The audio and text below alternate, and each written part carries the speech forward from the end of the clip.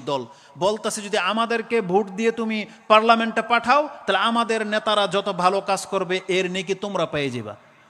আর সুবহানাল্লাহ, বরং এমনও বক্তব্য দিয়েছে, বলতেছে এক বেনামাজি নাকি বলেছে যে আমি নামাজ টামাজ পড়ি না, তবে আমি আপনাদের সাথে আছি, আপনাদেরকে জিতাইলে আমি কি শহীদের মর্যাদা পাবো না? বলতেছে পাইবা। তবে আমি জান্নাতে যাবো না? কই যাইবা। বুঝেন? আপনারা তো আমার কাছ থেকে ভালো শুনেছেন, নেটে শুনেছেন না? তা আমরা যখন এগুলা বলবো তারা মনে করবে যে এরা আমাদের শত্রু। এই ইসলামপন্থী দলগুলা যারা ভোটাভুটিতে অংশ নিয়েছে তারা মনে করবে যে আমরা তাদের শত্রু, কিন্তু মূলত আমরা তাদের শত্রু না, বরং আমরাই তাদের বন্ধু। বরং আমরা তাদেরকে বলতেছি এই দুনিয়ার তুচ্ছ ক্ষমতার জন্য আপনি ইসলামকে বিকৃতি ঘটায়েন না। এই তুচ্ছ দুনিয়া থাকবে না তো, যে চেয়ার আপনি ধরে রাখতে চাচ্ছেন, আরে চেয়ার সহ তো পৃথিবী ধ্বংস হয়ে যাবে। আলী রাদিয়াল্লাহু তাআলা আনহুর উক্তিটা তো ইমাম বুখারী রাহিমাহুল্লাহ এটাই কিতাবুর রিকাকে এনেছেন, যে তিনি বলতেন ইরতাহালাতিদ দুনিয়া মুদবিরান ওয়ার তাহালাতিল আখিরা মুকবিলান ওয়ালিকুল্লিন ওয়াহিদুন মিনহুমা বানুন ফাকুনু আবনাইল আখিরা ওয়ালা তাকুনু আবনাইদ দুনিয়া। যে তুমি দুনিয়ার সন্তান হয়েও না, দুনিয়া তোমাকে রেখে দিয়ে চলে যাচ্ছে, পরকাল কবর তোমার সামনের দিক থেকে ধেয়ে আসছে। এই জন্য সামান্য ক্ষমতার জন্য আপনি ইসলামটাকে ডুবায়েন না। যে ঈমান আল্লাহ দিয়েছেন সেই ঈমান নিয়ে মরার চেষ্টা করেন। এই জন্য অপব্যাখ্যা করে জাতিটাকে আর গুমরা করবেন না।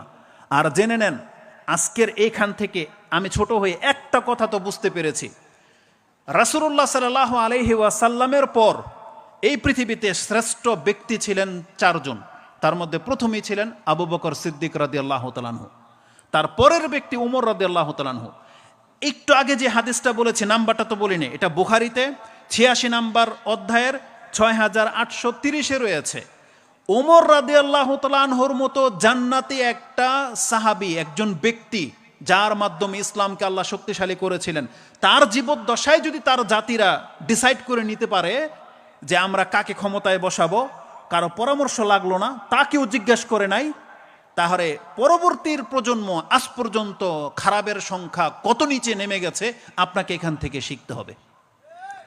জান্নাতি সার্টিফিকেট প্রাপ্ত সাহাবী উসমান রাদিয়াল্লাহু তাআলা আনহু, তারপরে হচ্ছেন আলী রাদিয়াল্লাহু তাআলা আনহু, যাদেরকে শহীদ করে দেওয়া হয়েছে তার জাতিরাই।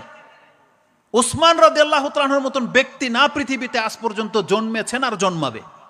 রাসূল সাল্লামের পরে তাদের চাইতে শ্রেষ্ঠ কোনো সন্তান পৃথিবীতে জন্মেছে? উসমান রাদিয়াল্লাহু তাআলা আনহুকে যেদিন হত্যা করা হয়, তার স্ত্রী বলেছিল ওই হত্যাকারীদেরকে যে এমন একজন ব্যক্তিকে তোমরা আজকে হত্যা করতেছো, এটা হচ্ছে সেই উসমান, যে উসমান রাতে নামাজে দাঁড়ালে নামাজেই কোরআন খতম করে ফেলে, সেই উসমানকে তোমরা আজকে হত্যা করতেছো।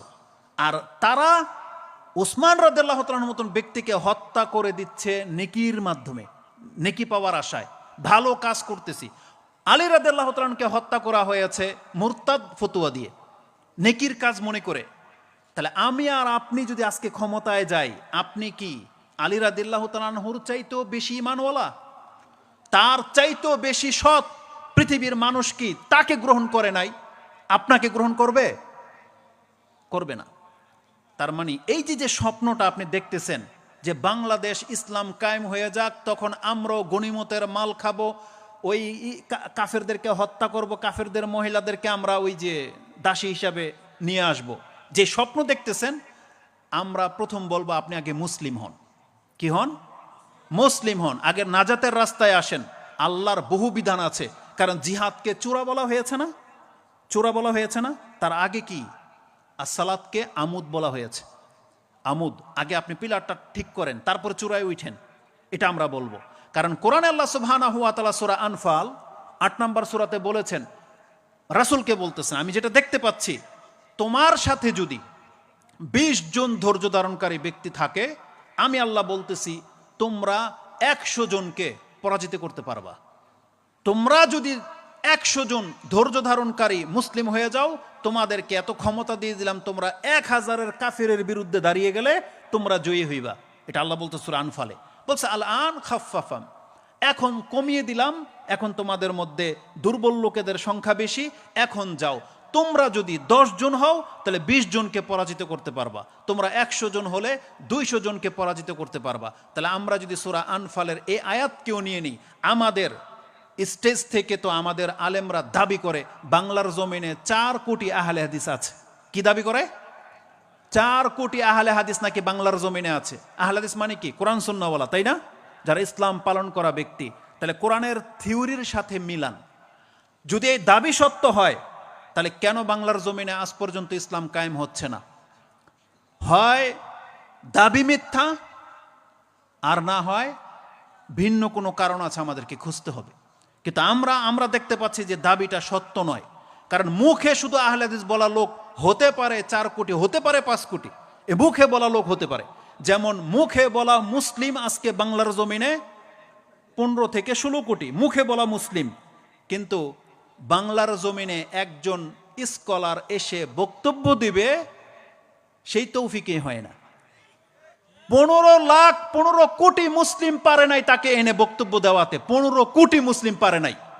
তার মানে জেনে নেন, তাহলে 4 কোটি আহলে হাদিস বাংলাদেশে ক্ষমতায় আসতে পারবে না। কেন? কারণ আল্লাহ বলেছেন ধৈর্য ধারণকারী ইমানদার যদি হয়, তাহলে আগে মুসলিম হতে হবে। এটা হচ্ছে প্রথম কন্ডিশন।